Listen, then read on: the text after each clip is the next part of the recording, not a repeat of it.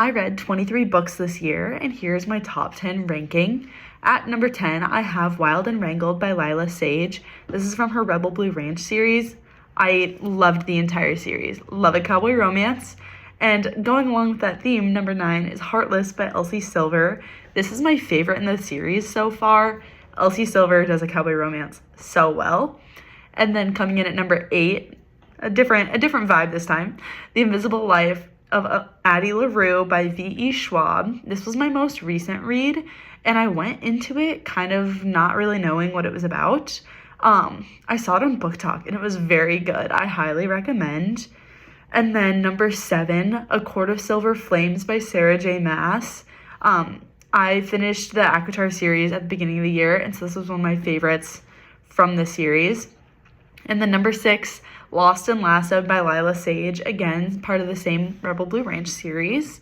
Number 5, How to Solve Your Own Murder by Kristen Perrin.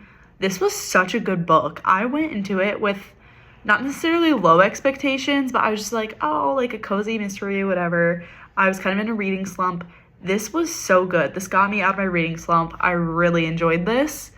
And then number 4, I have A Court of Wings and Ruin by Sarah J. Maas. One of my favorites of the series. The entire series is just so good. Number 3, The Favorites by Lane Fargo. This one, another one I found on Book Talk. It gave me like Seven Husbands of Evelyn Hugo vibes. It was like interview style, which I really enjoyed. I loved this book. At number 2, The Women by Kristen Hanna. I listened to this on audiobook and I was like sobbing. This book is so good.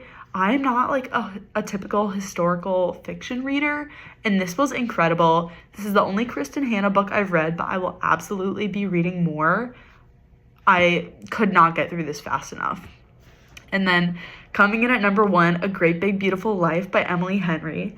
I love Emily Henry. I've read all of her books, but her last one before this, Funny Story, kind of fell flat. Like I think I was expecting a lot from it, and I guess my expectations were a little too high. And so this one, I kind of like set my expectations, and it was incredible. Like it blew my expectations out of the water. I loved this book. My favorite book by her. And my favorite one of the whole year. I read it this summer, and it was such a good summer read. So I guess let me know any recommendations for my TBR. I am hoping to read 30 books next year, so I'm looking to beef up my TBR. So let me know your favorites.